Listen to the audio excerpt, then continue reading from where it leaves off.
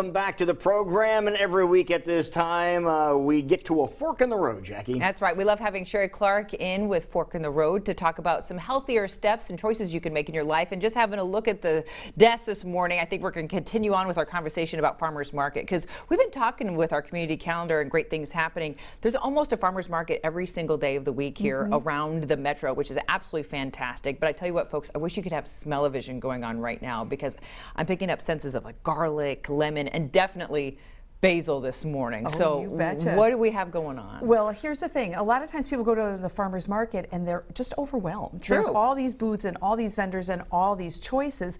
And what my suggestion is here's a way to be creative. What if you build the meal around a single ingredient? And I don't mean just tomatoes or whatever. What if the single ingredient is just simply something like basil?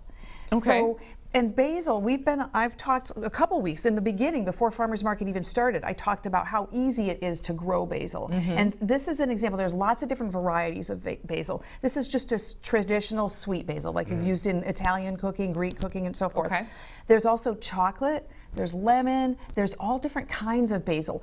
I like the plain sweet basil because I love the taste of it. But if you're experimenting, it costs a couple bucks for a basil plant. So buy the different varieties and see what they taste like. And you have them. And then you, exactly. So basil's simple to grow, and in this weather, oh my gosh, it's turning into a hedge. It loves the hot weather, and if we keep it watered, when it starts to get limp, it needs water right away. It also grows inside. This is a indoor. This is one's growing on my windowsill, but I've got some outside, and like I said, it's a privacy hedge from my neighbors. Exactly. Wow. So here's the thing. When you're buying basil, obviously you're going to pick something that's perky and that the leaves are good and green and so forth. When you're keeping it and growing it, I don't have any flowering areas on this one in particular, but people who've seen basil know what I'm talking about. It looks like a flower piston that comes from the top, usually between some leaves, and it will stick up straight, and it looks like it's going to grow flowers. It's important to pinch those off. Oh, really? Why? Because that will stop the plant from getting spindly. It will keep the plant from getting bushy, or keep the plant being bushy. You want your basil plants to be bulked out, to be fat and wide. Unlike people, we want our people to be taller and willowy, or we don't want our basil to be that way. So the flower is what makes the plant and end up making other plants. So we're keeping it, we're pulling that back. Once you do that and you've been growing it, to store your basil, my favorite way is to use it as decoration in my kitchen. So this would be typically filled with water, enough so that the stem would be covered, and then just put it on the countertop. It doesn't need to be refrigerated. You don't need to do anything fancy with it. This is if you've gotten it out of your garden. This is not if you buy it in the package at the store, you just leave it in the package and put it in the fridge or whatever. Or some people leave it on the counter. But I just put it on the countertop and make sure it's got plenty of water. Got it. Easy peasy. Last thing, I get asked a lot, well, why wouldn't I just go to the store and buy some dehydrated? That's what most people do. Exactly. But when you taste the difference between fresh and dried, you will know why I'm telling you, especially this time of year, because it goes so well with everything. So yes, you can substitute in a recipe. Remember this, you use more fresh than dried, and here's why. The dried is concentrated, so the flavors concentrate. So you're going to want to make sure that you keep that in mind. You can't do a straight across the board substitution. So play.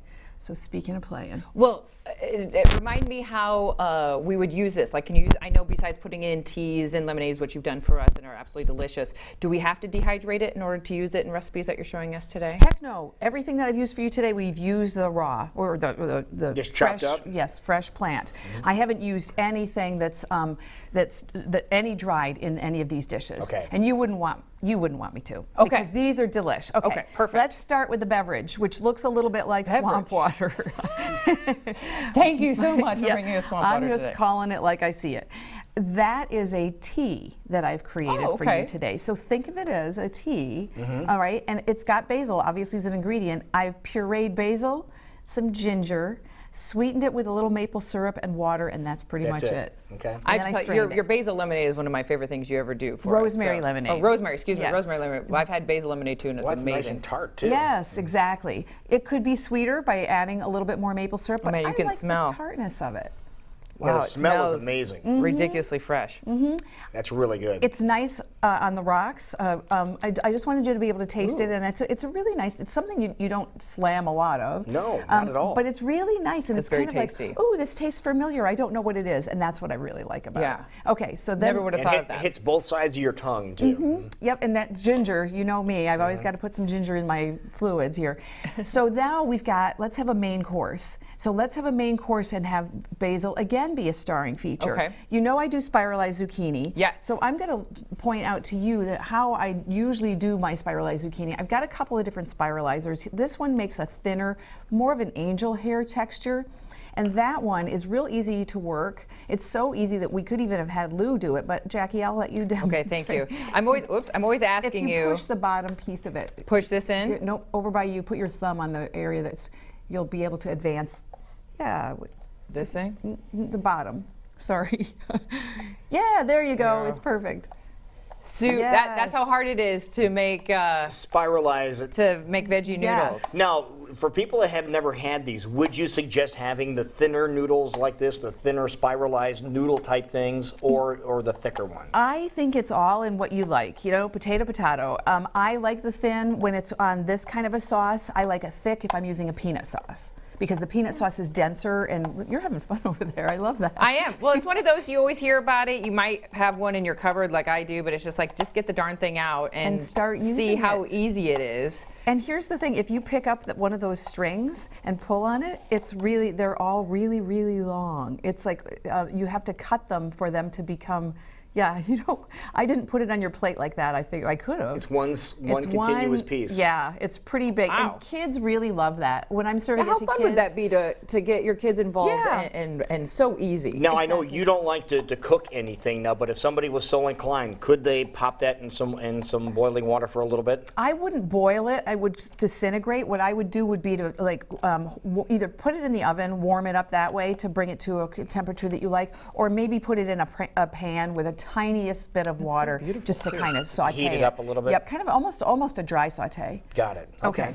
So then, of course, I had to do a sauce for you that had some basil in it.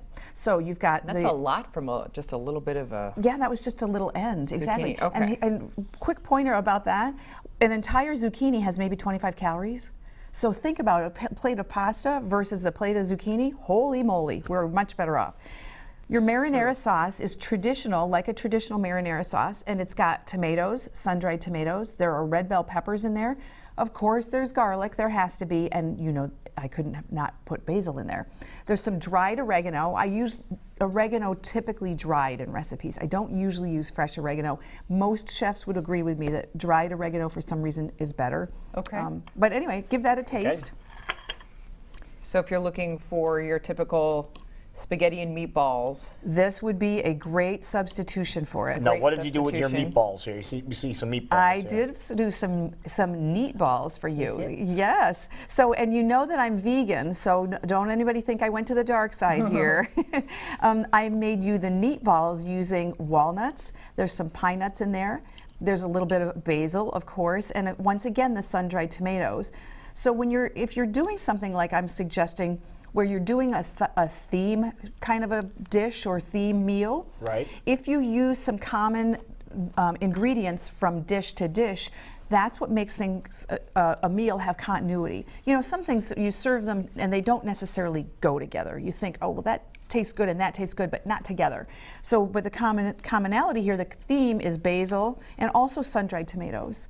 So isn't that the meatballs? The meatballs to me are kind of taste meaty. I think. I'll tell you what, this spaghetti that you made, so to speak. If you didn't know any better, that's regular spaghetti. Yeah. Well, or a It's lot that of good. times Exactly. people feel like if they're making healthier choices, they're having to deplete things out of their lives. It's like, I can't have this anymore. And you're proving that you can still have these things that you crave, but doing it in a healthier way. This Exactly. is chocked full of flavor. It is, and it's this time of year, and it's only going to get better because the tomatoes right now are okay, but they're going to be better in a month.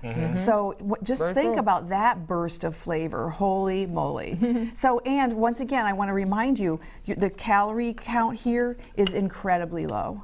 So That's a good thing. So Something to the think. calorie count is so low, in fact, that we could have dessert. All right, so let's have some dessert. And let's have dessert with basil. Basil dessert. Basil dessert. So Wow. when you're developing your recipes and you're thinking about what you're going to serve, think about what goes together. And basil and lemon go yeah. well together. And think about like cilantro goes good with lime. So you could actually do a swap up if you wanted to. But today I made you basil lemon because that's our riff. So these are just kind of almost little cakes. They're kind of, think of them as a macaroon that I made into a square so they'd be pretty. And the star of the show is coconut, Ooh. lemon, and basil. And then to hold it together, there's a coconut butter.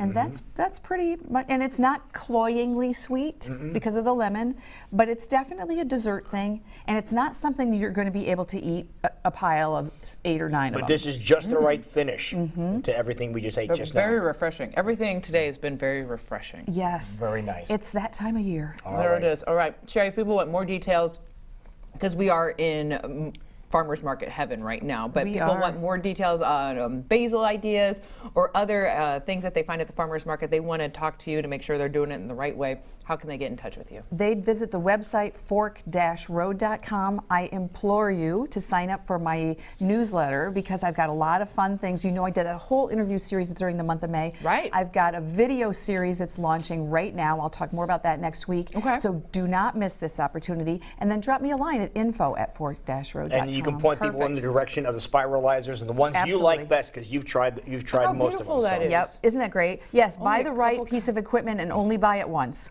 There you go. That's Good great advice. advice. All right. Thank you so much. 9:20.